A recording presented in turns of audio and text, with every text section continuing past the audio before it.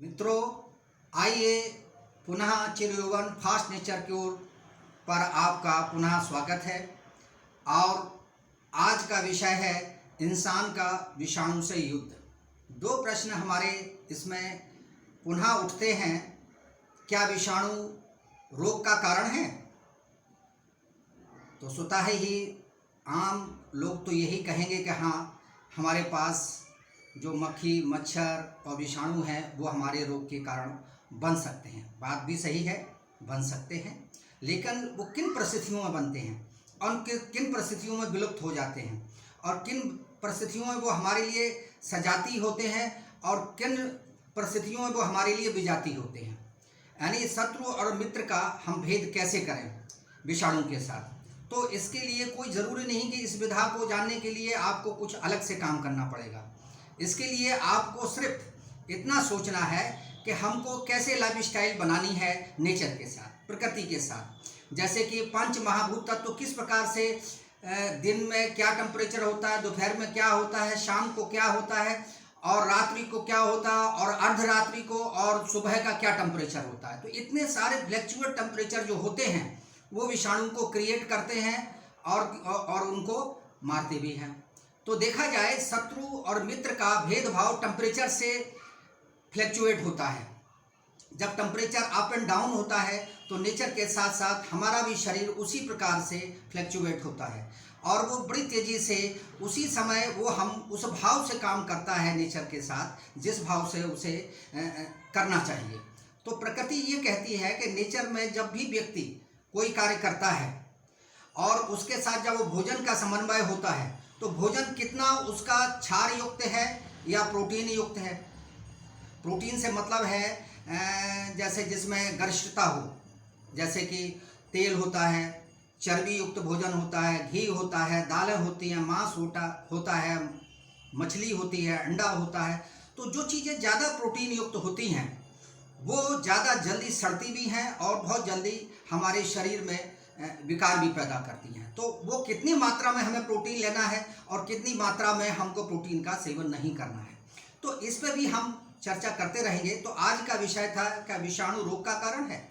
बात कितनी सही है और कितनी गलत है, इस पर सीधा सीधा प्रकाश ये पड़ता है कि विषाणु जो हैं ना तो हमारे मित्र हैं और ना ही शत्रु हैं। वो न्यूट्रल प्रक्रिया है, प्रकृति ने उनको न्यूट्रल बनाया है। जब हम ऐसा कोई कार्य करते हैं, ऐसा भोजन ग्रहण करते हैं तो वो हमारे शत्रु हो जाते हैं और जब हम उनके साथ समन्वय स्थापित कर लेते हैं तो वो हमारे मित्र के रूप में हमारे शरीर में काम करते हैं। ऐसे समझ सकते हैं जब तक हम जीवित रहते हैं वो सारे के सारे हमारे विषाणु जो हैं वो मुझको जीवित रखने में सहायक बने रहते हैं। और जैसे ही जैसे हमारे शरीर में विकार पैदा या भोजन के द्वारा या लाइफ स्टाइल के द्वारा या अन्य चीज़ों के द्वारा जो पैदा होता जाता है वो धीरे धीरे हमारे शरीर में उनके लिए भोजन उपयुक्त होने लगता है, वो उपलब्ध होने लगता है। तो देखा ये जाता है कि जैसे ही जैसे हम डेथ के करीब पहुंचते हैं, बुढ़ापे के करीब पहुंचते हैं, हम भोजन में कोई भी बदलाव नहीं करते हैं।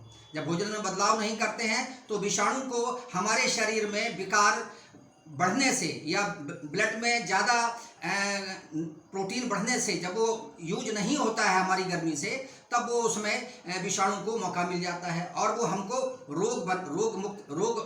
रोग सहित बनाने लगता है। तो रोगों से कैसे बचा जाए, तो इसका सीधा सिद्धांत है कि विषाणु ना तो हमारे मित्र हैं ना शत्रु हैं, वो न्यूट्रल प्रक्रिया में रहते हैं। वो जब शत्रु और मित्र बनते हैं जब हमारे शरीर में पावर होती है, हमारे शरीर में हमारा स्टाइल अच्छा होता है तो हमारे मित्र होते हैं और वो हमारे सहायक होते हैं और हमें रोगों से बचने में सहायक होते हैं। और जब हम बीमार पड़ने लगते हैं अपनी लाइफ स्टाइल से, अपने भोजन से, अपनी सोच से, तब वो हमको हमारे शरीर को विध्वंस करने लगते हैं, हमारे शरीर को रोगी बनाने लगते हैं। तो देखा ये जाए कि जब हम मृत्यु होती है तो वही विषाणु हमको सड़ाने लगता है, हम सड़ने लगते हैं, तेजी से हमारा क्षय होने लगता है। मात्र उसमें से एक ही तत्व अभी बाहर निकला है, वो भी है वायु तत्व। जब वायु तत्व हमारे शरीर से निकला नहीं कि हमारे शरीर में विजातीय द्रव्य बढ़ना शुरू होता है और विषाणुओं को प्रवेश होना शुरू हो जाता है। तो देखा ये जाए कि हम विषाणुओं को ऐसा मान के चलें कि वो एक न्यूट्रल प्रक्रिया है, वो हमारे पर डिपेंड करता है कि वो हमारे शत्रु हैं या मित्र हैं।